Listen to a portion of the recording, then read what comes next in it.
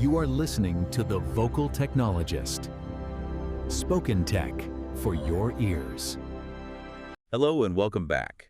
Okay, let's jump right in. Today we're doing something a bit special, call it Founder Fridays, where we sift through some really interesting material that's come our way. Yeah, there's some great stuff here. The idea is really to pull out the core nuggets, what actually matters if you're building, trying something new, or even if you're just curious about how it all works. Absolutely. And what's quite striking, I think, is this thread running through it all about, well, independence. Independence, right? It's more than just being your own boss, isn't it? The material seems to suggest it's almost a strategic necessity.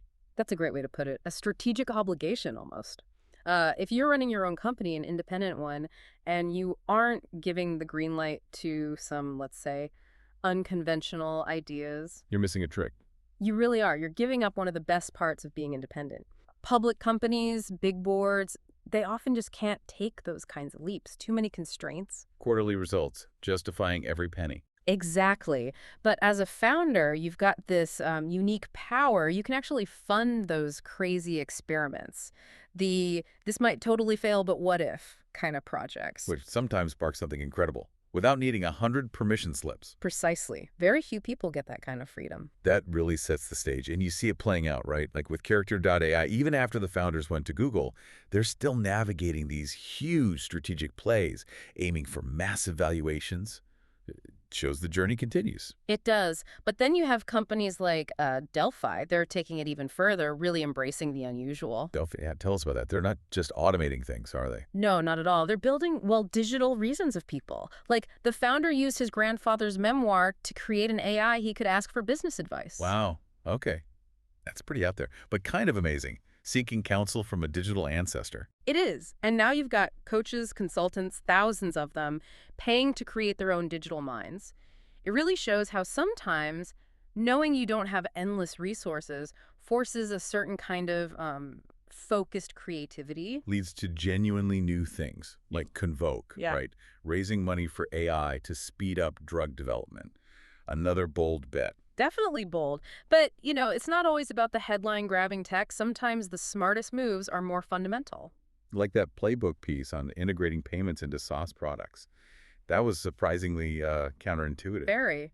It basically argues most companies shouldn't bother trying to become payment companies. Which sounds odd at first. Yeah. But it forces you to ask, okay, where does the money actually flow for your customer right now? Exactly. And the winners, the playbook says, are often the, quote, boring ones. Software for dentists handling copays or mechanics sending invoices. Places where payments are already a natural, necessary step, not just bolted on. Right. It's about finding that real intersection of value, that smart, pragmatic strategy. And speaking of foundations, beyond product, beyond strategy, it always comes back to people.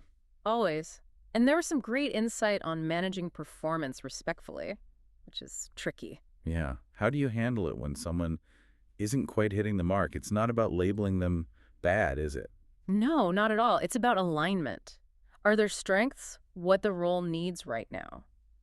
One manager's approach was interesting, giving 2 distinct projects, one tactical, one strategic, over 4 weeks. With regular check-ins. Yeah, weekly. Sometimes people just need clearer feedback and they step up. But if after giving them a real shot, it's clear it's not the right fit. Keeping them there doesn't help anyone. It really doesn't. It's not kind to them. It impacts the team, everything. It's about making those honest but still empathetic decisions.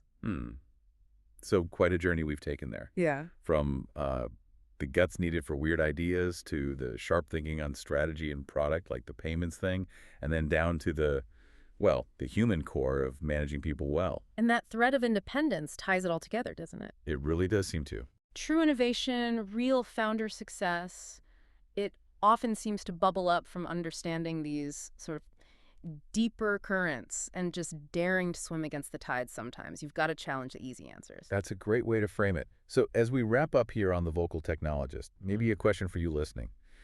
Reflecting on all this independence, embracing the unexpected, what maybe slightly unconventional idea simmering away that you could champion in your work, your project, whatever it is. Go on, dare to be a little different. Absolutely. Give it some thought. Thanks so much for joining us today. We'll catch you next time. Spoken Tech for your ears.